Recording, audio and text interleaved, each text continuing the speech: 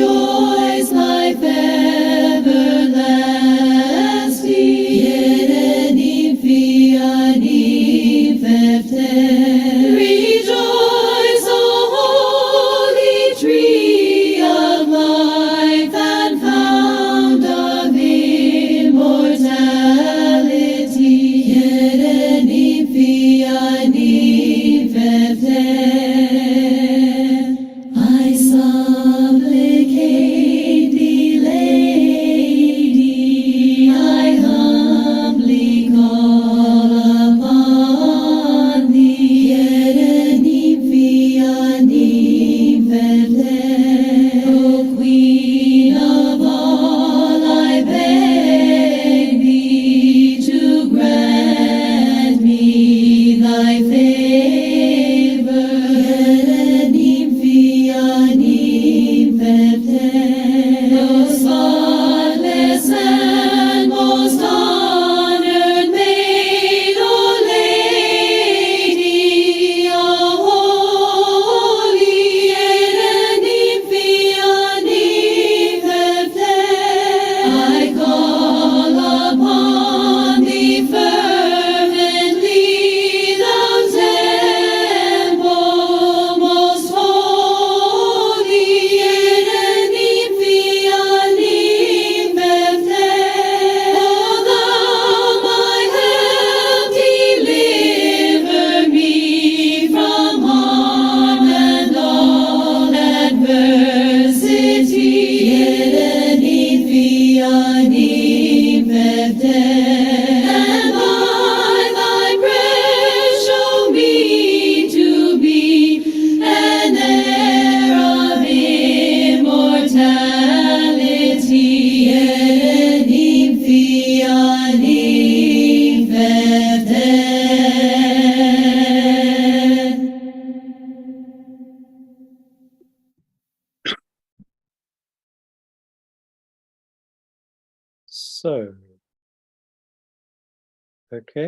So good evening, everyone. Tonight I wanted to give a talk about something which has been on my mind lately, which is the Bauhaus. This will take about 20 minutes. Then there'll be a short extract from a talk of Shri Mataji's that's connected with this theme, and then we'll have meditation. So in the summer of '84, Shri Mataji gave me a long talk about art, concentrating mostly on the way that the practice and values of Western art have declined under the pressure of negativity over the centuries. And the climax of the attack, she said, came just before her birth. It took the form of the Bauhaus. When she said the climax, I don't think she meant that that was the peak and that things have improved since, but just the opposite, that since then, they've got a lot worse. But the moment of the Bauhaus was the moment when the gates of the castle of Western culture were well and truly broken open. So what was the Bauhaus and what was so bad about it? I've explored this question in my books to some extent, yet apart from within my own family, I don't think I've heard any yogis even mention the Bauhaus. So I feel it should be mentioned. It should be explored. And because understanding what the supraconscious negativity of the Bauhaus was all about goes some way towards explaining why we found it so hard to establish Sahaja Yoga in the world. And of course, it's also vital to try to disentangle our own attention from the cultural negativity that pervades the atmosphere of our time. We need to discriminate. So what was the Bauhaus? Basically, it was an art school established in 1919, just after World War I, in Weimar, in the Weimar Republic of Germany, as it was then, by the sinister-looking Walter Gropius, a great name for a sinister man. It didn't survive for very long, this art school, in fact, just about 14 years. But its influence has been enormous and persists to this day. It was at the Bauhaus that the futuristic, mechanical modernism we see everywhere today in architecture and design was really established for the first time. Curiously, given this modernistic materialism, there was also a spiritual strand in the first few years of the Bauhaus. This was introduced by the Swiss painter Johannes Itten, who was hired to teach a preliminary course for all the students. It was compulsory, they all had to do it. He was a keen advocate of a strange cult called Mazdaznan, which was supposed to be a true version of Zoroastrianism, but which seems actually to have been started by an entrepreneur in America, typical false guru. Itten, the artist, encouraged his students to follow Mazdaznan, and several did. It involved a strict dietary regime and lots of the usual pseudo-spiritual waffle. It seems likely that Gropius's wife, the appalling Alma Mahler, who had been the composer Mahler's wife before, she was a theosophist, and she would have encouraged Itten. But she split with Gropius the following year in 1920, and Mazdaznan, which was sort of anti-urban, was pointing in a different direction to the one Gropius wanted to take the Bauhaus. There was a lot of experimentation at first. They were trying out different things, but by about 1923, he knew exactly which way he wanted to go, and Itten was pushed out. But he had, I think, helped to prepare the way for the modern movement. His course that he taught was designed to decondition all the new students, to break them free of all traditional ideas about art. And so he was sort of breaking up the left side while Gropius was developing the right. It has to be said that the conditions were right for an influx of negativity at this time. Germany was in a terrible state, having lost the war. Everything was churned up. The Kaiser had abdicated. There was hyperinflation. There were paramilitary groups going around and so on. We can also see that there was a reaction, not just in Germany, against the old social system, which some people felt had been responsible for the war. And there was a desire to sweep away the last traces of the old feudal system, and also with it to sweep away the cluttered, ultra-decorative Victorian styles, which kind of culminated in Art Nouveau. There was a wish for something new, streamlined, clean-cut, pure. But what happened was, as so often, a case of taking everything to an extreme in the opposite direction. Anyway, in 1925, the school, the Bauhaus, was moved from Weimar to Dessau, where Gropius designed and built the Bauhaus building itself. This building, in a way, set in motion the entire modernist movement in architecture, which has since spread all over the world. The building itself isn't especially tall, but otherwise it's just like the high-rise buildings, office blocks, blocks of flats, the UN building, the EU buildings, the art schools, new universities, new secondary schools that we see everywhere. To look at, it's very dry. I'm not going to show illustrations because really this is a meditation session. So it's supposedly, the building is supposedly strictly functional. It's an example of the ideology that form should follow function. So what a building looks like should be subordinate to its function. And what is so good about this is never explained. Besides, of course, it involves a very narrow, right-sided understanding of what function means. But we would say, isn't love also functional? Isn't it the function of functions? The Bauhaus building features glass curtain walls and plenty of the usual concrete. Concrete being a substance which doesn't transmit vibrations, Shri Mataji once said. It doesn't seem to have a center, the building, nor does it have anything to focus on. It's strangely disorienting.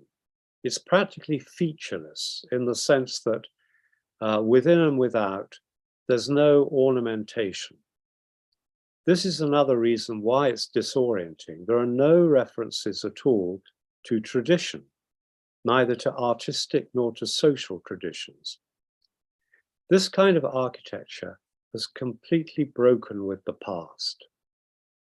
It's as if the cardinal compass points have been swept away and we're in a different world now, where different rules operate and we don't know what they are. The only people who understand them are the supraconscious anointed ones, in a brilliant phrase of the American thinker Thomas Sowell. And since they are working with a clean slate, these people who build these buildings, they can say whatever they like. They can say that inept is amazing and ugly is beautiful and so on. Modernist buildings like these, I mean, to me, they're vile. They're extremely ugly. They grate on my sensibility and always have done. But it's worth noting, it's important to note that their ugliness is not overtly monstrous in the way that something in a horror movie, say, is obviously ugly. It's an arid, antiseptic, insipid kind of ugliness. Insipid was one of Shri Mataji's really negative words she would use sometimes. And I remember when she was in Bristol and she'd been talking about art, and we went shopping, and she wanted some a crockery set, dinner service.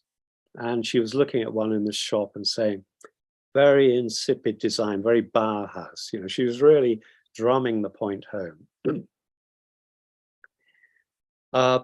This aridity is a mark of the supraconscious style. Those sinister artists who mine the subconscious, who manipulate the left side, the ones who create the scary monsters, the pornographers and so on, they want to get a reaction from us. In other words, they want some sort of relationship with us, even if it's a destructive one, which it is. But the supraconscious style isn't interested in entering into any sort of relationship with us. The feeling side is just not there. It doesn't seek to justify itself. It's not interested in pleasing us. It makes no attempt to charm the passerby. It has no exuberance. It insists that people have to accommodate themselves to these building machines, rather than creating buildings that provide comfortable, practical accommodation for us. In a nutshell, we can say subconscious influenced art on the left side wants to turn us into animals. Supraconscious influenced art on the right wants to turn us into machines. The supraconscious style has no interest at all in the aesthetics of love, of kindness, beauty, of the compassionate imagination. Its aesthetics, if you can call them that, is the cold, expressionless aesthetics of machines. It's anti-human, also very arrogant. On the one hand, it's saying, we're not interested in the past. We're not interested in the wisdom of the ages. That's all junk as far as we're concerned. On the other, it's saying, here you are, we're giving you a fantastic modern building, and you might as well get used to it, because we know more than you do. And by the way, this is the future, and you're going to have to accept it anyway. It's a very dominating style. It's as if it's superimposed on the world from above. That's why it's supra. It doesn't try to fit in with its surroundings, has no respect for other buildings, other styles. And these big buildings are just plonked down in towns and cities and dominate everything around them. Mies van der Rohe, another demonic figure, became the third and the last architect director of the Bauhaus. He was the one who claimed that less is more. Though, as somebody once said, if less is more, think how much more would be. Anyway, in 1933, the Bauhaus was closed, largely because the Nazis were opposed to its principles, upon which people like Mies and Gropius took themselves off to America and spread their ideas there. One further figure who must be mentioned, because he was the most conceited, most authoritarian, and most influential architect of the whole bunch, although he was only indirectly connected with the Bauhaus. And this was the Swiss-French architect Charles-Édouard Généré, who called himself Le Corbusier. He was the one who described buildings as machines for living. And the ambitious nature of this superconscious style can be seen to good effect in his design for a city of 3 million people, featuring identical 60-story tower blocks laid out in a grid pattern. Incidentally, Shri Mataji once said that people shouldn't really live more than 5 stories above the ground. I imagine because the higher they live, the less earthed they are, and the more easy to manipulate they are by superconscious people. Le Corbusier hoped to knock down most of Paris north of the Seine and build his city there. Fortunately, not everyone agreed, but he did enough harm elsewhere. We only have to compare the work he did in Chandigarh in India, where he welded a clumsy brutalist style onto mechanical modernism, with the work that was done in New Delhi by Lutyens a few decades earlier, a very short time earlier, to see what has been lost with the rise of Bauhaus art. Lutyens devised a style which squares the circle between tradition and innovation. It sort of looks back to the past and forward to the future and occupies the timeless present. It's majestic, imaginative, dignified, and beautiful. The attention to detail, the care, the refinement, all this is easy to see, according to me. I really like this. The Viceroy's house, as it was called to begin with, and now it's the Presidential Palace, and the buildings around there, and the leading up to it, the Great Road, and so on. By contrast, Le Corbusier's work is just dead. But here is the thing. You will not find many people criticizing the Bauhaus style. I mean, people in the street might, but authoritative figures in the art world or the cultural elite in general, no. They're pretty much all of the same mind. And they are the anointed ones, and their word is law in the world of culture. When the centenary of the Bauhaus came round 4 years ago, there were programs and exhibitions all saying how great, how important it was.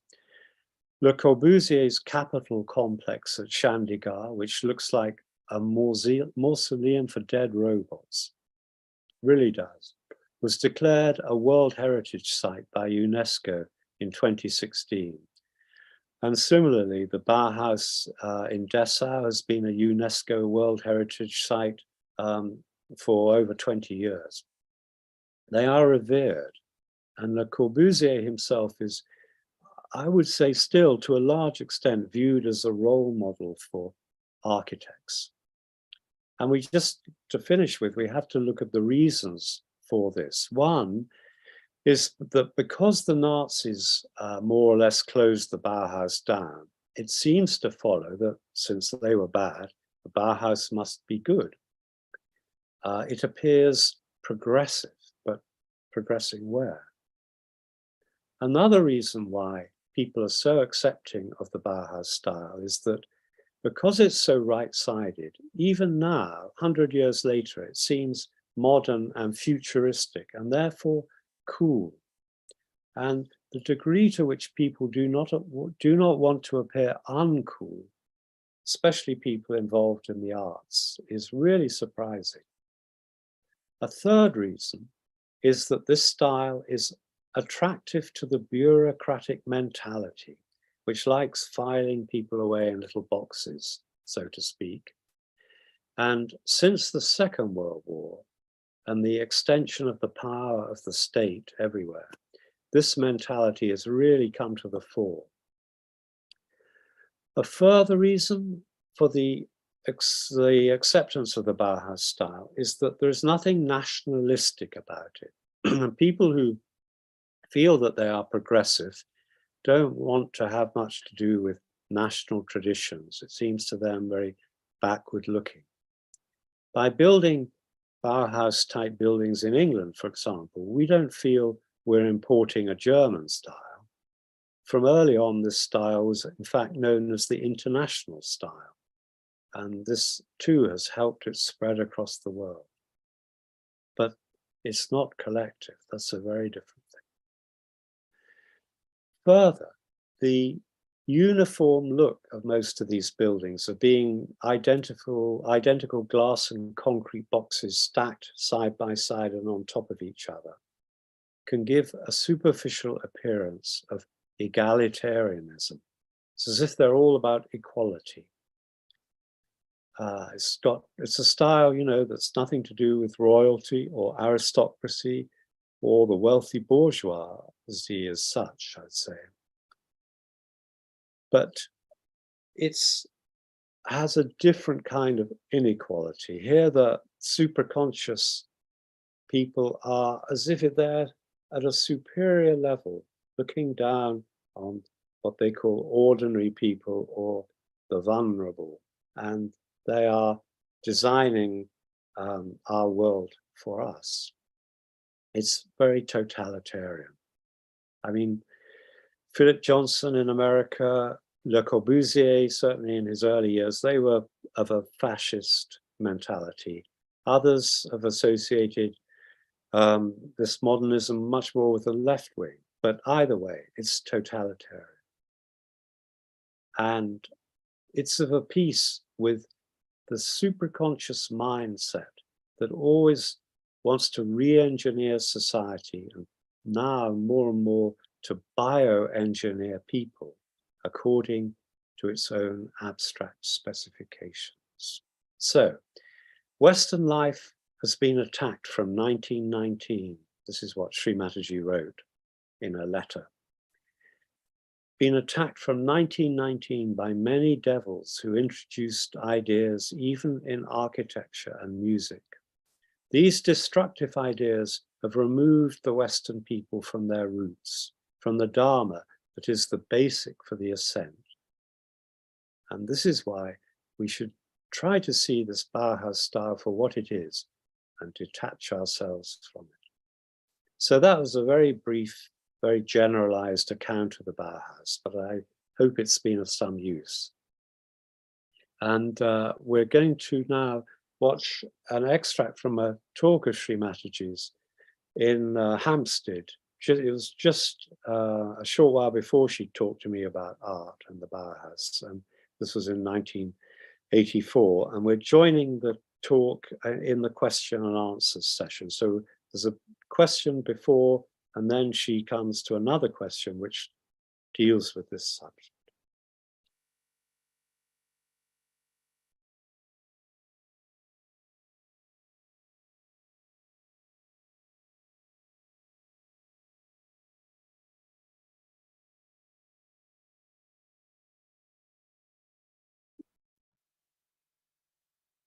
Take you away from work, effortlessness, laziness, lethargy.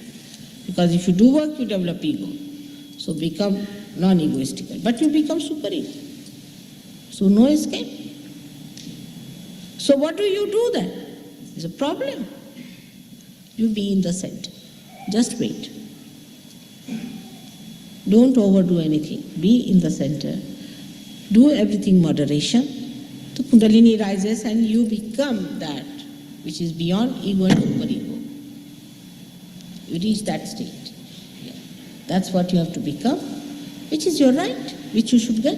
For that you have become a human being. Why shouldn't you have it? But for that also is ego. Why should I have? All right, don't have it. The best part of it, ego makes you stupid, really stupid. It really makes you stupid. Best thing is to see an egoistical man and then you feel like laughing because he looks like a buffoon. It can be very dangerous also, like the ego of Hitler. Very destructive. So the egoistical man destroys others and the superego man destroys himself. He's all the time thinking, I'm so bad, I'm no good, I'm good for nothing. Both are just the same in my eyes. Is again the mental projections. You are the spirit. You are neither ego nor superego, but you are the spirit. Any other question? Yes, madam. The gentleman asked if there is such a thing as evil. Evil, of course, there is. Evil is there. Who has told you there is no evil? Evil exists. There are people who are hurt by evil, who are tortured by evil. We see that every day. There are crooks. I don't know how many varieties of evil there are. Evil exists. It's not only ignorance, but in the ignorance, the harmful, destructive, sinister ideas that you grow, that is evil. That darkness is not so difficult, but in the darkness, the thorns that we grow within ourselves. Evil is there. We have to fight it. We are in the shackles of evil, no doubt. And evil comes as an attack, unholy attack. You had evil. Say Bauhaus, I would say were evil people who attacked you. Your architecture was destroyed, all your beauty was destroyed, everything was destroyed. Now what do you have? These pigeonholes. And now people are becoming mad in that pigeonhole. It was unholy attack. See it so clear. How can you say that there was no evil? It comes as aggression, it comes as any idea of disparities. Also it could be very sly and sinister, like our gurus have done. It's very sinister. It comes in the garb of divine. Talks of God and kills you within. Gives you diseases, gives you problems. That's evil. That's evil. To pronounce that you are divine when you are sinister, when you are not a realized soul, is evil.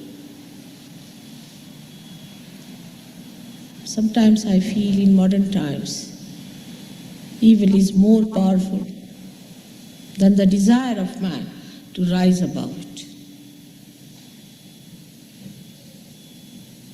The desire has to grow stronger.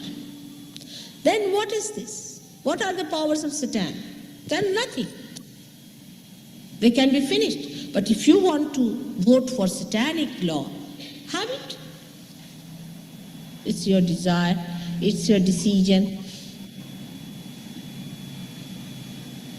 You have to decide now. The time has come, the moment has come for you to decide what do you want. It is very painful, but it exists. Those who tell you there is no evil, don't believe those people. They must be the most sinisterly activating people. Take it from me. Those who say like that.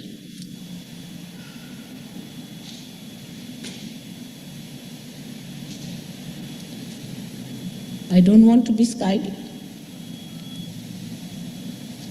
There are vultures. There are hawks.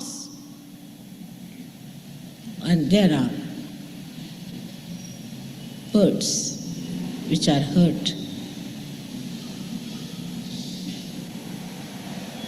which are tortured, who live in fear. It exists. What to do?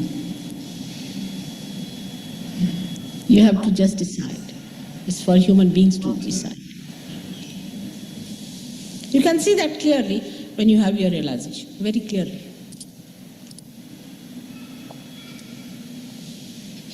Any question? Yes, sir.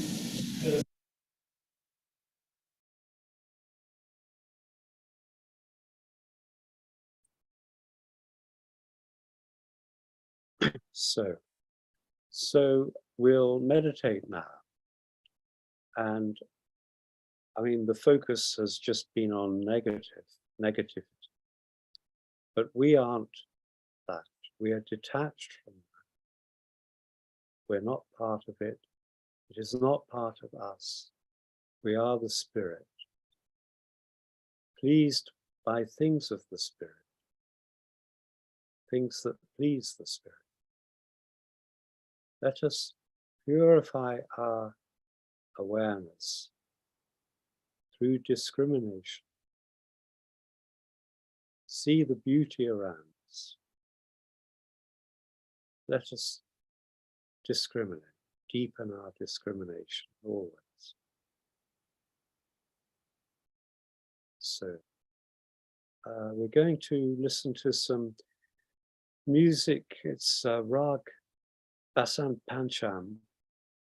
And yesterday I was thinking of playing this, and then I saw that yesterday was actually Basant Pancham, which is a festival, spring festival in India, where Shri Saraswati is worshipped. And Shri Saraswati is, of course, goddess of the arts. So it's very good coincidence.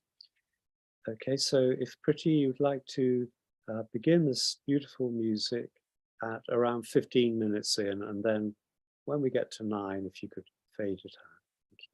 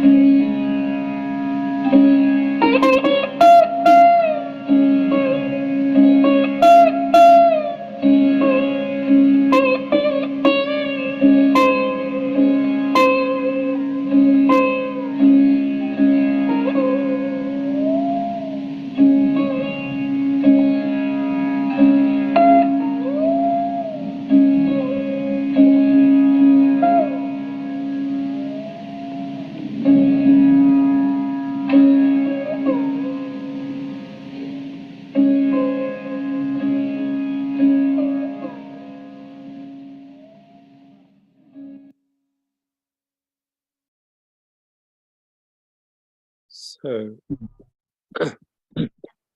we'll finish now with raising our kundalinis, putting ourselves in bandhan. And I'd just like to thank people who've listened for their patience in hearing me talk about the Bauhaus. And Jai Shri Mataji. See you soon.